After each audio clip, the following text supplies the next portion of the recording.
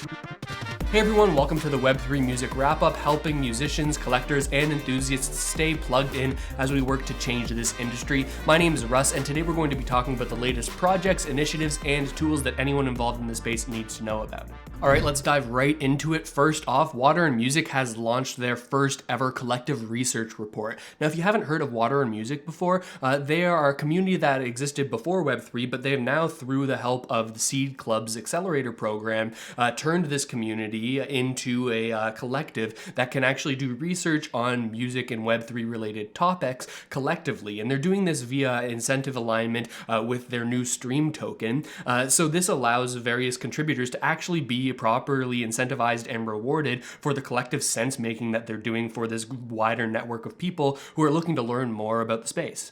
Collectively, the community of contributors did a huge amount of research on a number of different projects, and the papers that are resulting from all this research are being released one by one over the course of this week. The first two are already released. The first one's titled, "Will Music NFTs Ever Get Their Profile Picture Moment?" and Defining Music NFT Ownership from the Digital to the Analog World. I've already read Will Music NFTs Ever Get Their Profile Picture Moment, an absolutely great and in-depth article, and I know that when I get a chance to read this Defining Music second edition, it's going to be just as good. It's incredible what a collective of individuals can actually achieve when it comes to doing research and collaborating in order to make sense of the entire system, which is really fast-paced and hard for one person to stay up to date with. And they list all the contributors to these research reports here, sorted into three categories: the project leads, core contributors, and other contributors. And this is something that you can get involved in if you're interested as well and you want to do research in this space. The best way to do so for the next season is to get involved in the Water and Music Discord server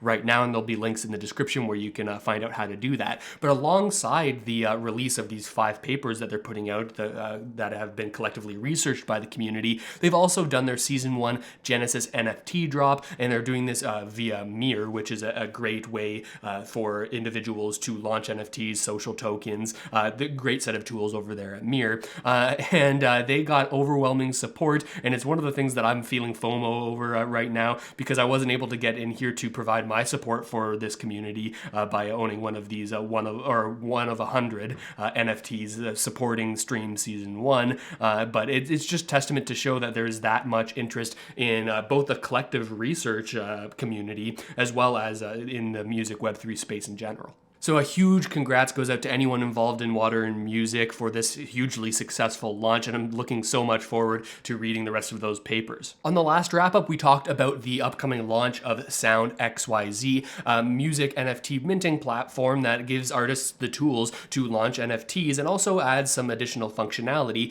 in that the owners of the NFT are able to comment on different portions of the song, much like SoundCloud works, but in this case it's the individual collectors who are showing their support, who are able to actually leave comments at different timestamps throughout the song. It's a really cool functionality. And to say that their launch was a success is a little bit of an understatement. For the 7 artists that they paired with, they did 1 launch each day, and every single one of those sold out in under a minute. And here's an example of one of those launches that went very well. This song, The Wizard of What, sold out in essentially just 1 block. And you can see here the functionality. You can play through the song here inside of Sound.xyz and sort of see this going across here, much like SoundCloud. And you can see the individual collectors' different comments.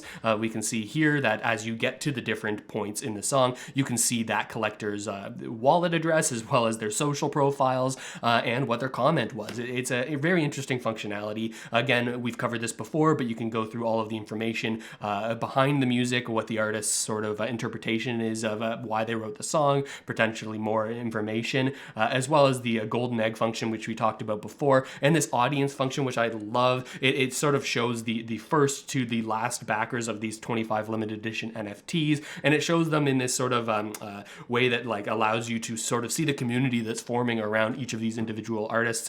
So huge congrats to Sound.xyz on a fantastic launch, and another congrats goes out to them for another reason. They just completed a $5 million fundraise led by A16Z to unlock the true value of music. So that's a huge amount of capital that's going to go forward for them to be able to build out Sound.xyz even further. And I always think that venture capital gets kind of a bad rap, because especially for many of these startup projects, as long as the capital that you're taking in actually has value and the people that you're partnering with have value that can actually really grow what you're building in the right directions, well, I think that those connections can certainly be positive. And with this sort of all-star cast of angel investors as well as funds working here with Sound.xyz, I think that the potential is completely unlimited here. Next up is a project that I think is a little bit less known, but I think it's very interesting. It's called Beat Foundry, and they're working to put MIDI on chain and actually allow for you to access that MIDI data and grab that from the chain. So many of you who are involved in music will already know that MIDI is a protocol that allows you to sort of transfer and share musical data that allows you to control various different musical instruments as well as many other different parameters. And the interesting part of being able to store MIDI data on chain is that it allows anybody to access that MIDI data and interpret it in any way that they choose to. And I know that other teams are working on this as well. We've talked previously here on the channel about Arpeggi Labs, who's created this a fully on-chain digital audio workspace, or DAW, that allows you to mint tracks directly on chain. And they use a proprietary, but I think that they're actually going to be able to share this with other people, a .arp file format that actually allows people to build on top of that file format to interpret their on-chain data any way people would like. I was talking with the folks at Arpeggi in a recent Twitter space, and my mind was kind of blown when I realized that, hey, you can take this .arp file, or with Beat Foundry, maybe this directly on-chain MIDI data, and other people can build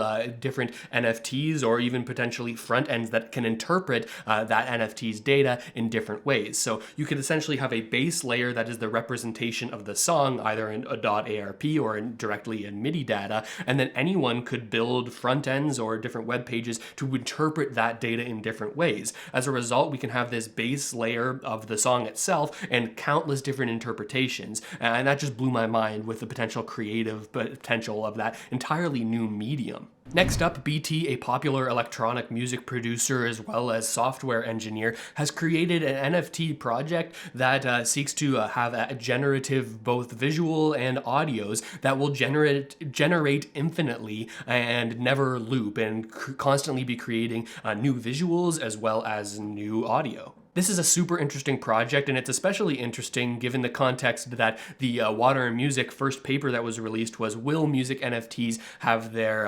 PFP sort of craze? I forget the exact title of it, but a lot of that paper was talking about generative music NFTs. Now, when we talk about generative NFTs in the visual sense, we talk about these different layers being sort of programmatically sort of compiled to create various variations. You can look at CryptoPunks or Bored Ape Yacht Club is this, taking different elements like the hats or the mouths or the eyes and sort of layering this on top to create a whole entire collection of very similar but unique different profile pictures.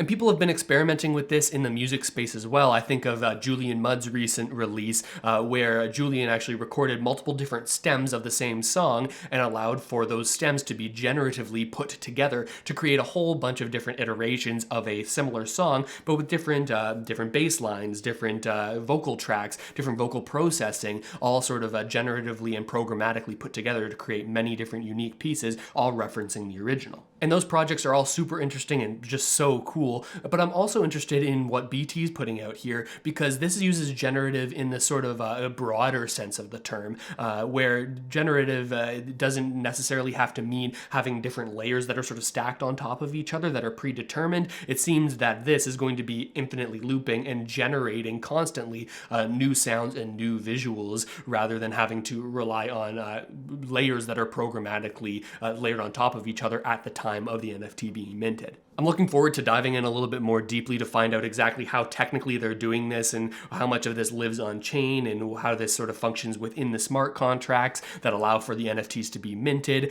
or if they're just using some sort of centralized hosting provider and then and not having anything on chain. It'll be interesting to sort of check this out and dive deeper, but definitely something to keep your eye on. And finally, a recommendation for a Twitter space that's happening tonight at 5:30 p.m. Eastern, 2:30 Pacific, that's hosted here by Henry. This is an all-star cast of of people when it comes to the creator economy, both more broadly and in terms of music and Web3. So definitely be listening in on this and give Henry a follow. Big ups to Henry for putting on this event. It's something that I'm definitely looking forward to tuning into later on tonight. As always, if anything here has particularly piqued your interest, you can learn more about the projects we've talked about with any of the links in the description. And while you're down there, there's also a link to my Twitter account, which you can follow. I'm constantly tweeting these things out as I find them. So if you want to stay even more up to date outside of these Web3 music wrap-ups, then that's a great place to do it. But with all that said, thanks for watching, everybody. I hope this has helped you stay a little bit more plugged in, and I'll see you next time.